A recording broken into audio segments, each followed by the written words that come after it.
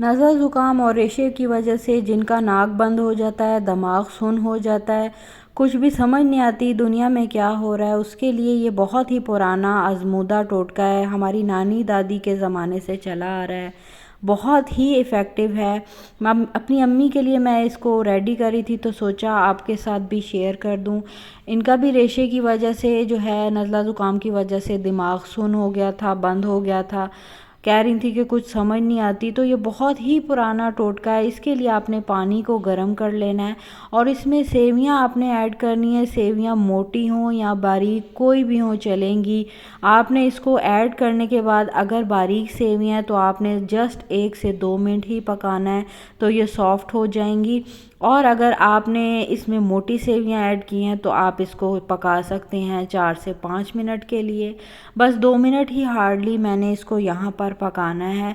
Basically हमें जो इन सेवियों का जो पानी है वो चाहिए इस टोटके के लिए। और ये जो सेवियों का पानी है, ये आपको लग रहा होगा कि ये ऐसे एक छोटी सी चीज़ है, इससे असर नहीं होता, लेकिन यकीन करें ये इतना इफ़ेक्टिव है। ये जो सेवियों का पानी है, इसकी जो स्टीम है, इसकी जो खुशबू है, ये इतनी इफ़ेक्टिव है।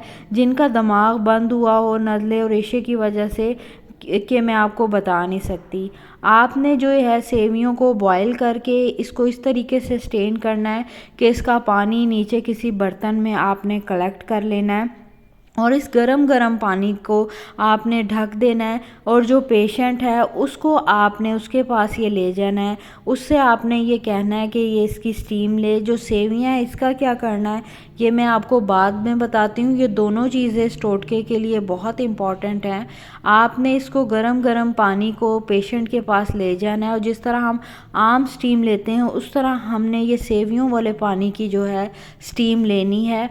और इसको तकरीबन 5 से 7 मिनट आप इस पानी को गहरे सांस लेकर इस स्टीम को आप सूंघेंगे। और जैसे जैसे ये इसका की खुशबू सेवियों की और जो पानी की खुशबू है, जो स्टीम है आपके अंदर जाएगी, इससे आपका बंद नाक और दिमाग जो सुन्न हुआ हुआ बंद हुआ हुआ है वो खुल जाएगा इंशाल्लाह ताला।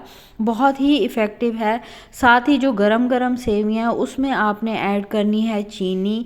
अगर पेशेंट को पसंद है तो आप इसमें देसी घी ऐड करेंगे। तो मैंने यहाँ पर जो है, मेरी अम्मी बहुत ज़्यादा कमज़ोर हो गई हैं तो मैंने इसमें चम्मच ऐड की थी एक देसी घी की।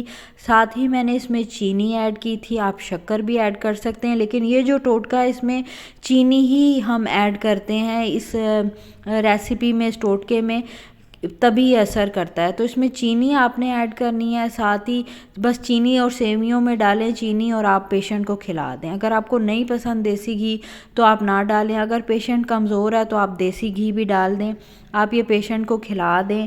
कुछ लोग इस तरीके से पसंद नहीं करते तो आप इसमें जो है इन सेवियों में गरम दूध भी ऐड कर सकते हैं। तो यहाँ पर मैंने इसमें गरम दूध ऐड किया था क्योंकि थोड़ी सी ज़्यादा बन गई थी तो बच्चों ने भी खानी थी। लेकिन आप कोशिश करें कि सिर्फ चीनी और सेवियां मिक्स करके और देसी घी डालकर आप पेशेंट को खिला दें। अगर आप ऐसे नहीं पसंद करते तो आप गरम दूध डालकर बना लें इसे। चीनी जो है वो जाते ही मेल्ट हो जाएगी। इसको जो है आपने जब पेशेंट स्टीम ले ले उसके बाद आपने पेशेंट को ही खिला देनी है। हमारी नानी दादी के ज़मानों से चला आ रहा है, इस्तेमाल करें। फ़ायदा हो तो कमेंट बॉक्स में ज़रूर आके बताइएगा। मुझे दे इजाज़त, मिलती हूँ नेक्स्ट वीडियो में। टिल देन अल्लाह हाफिज़।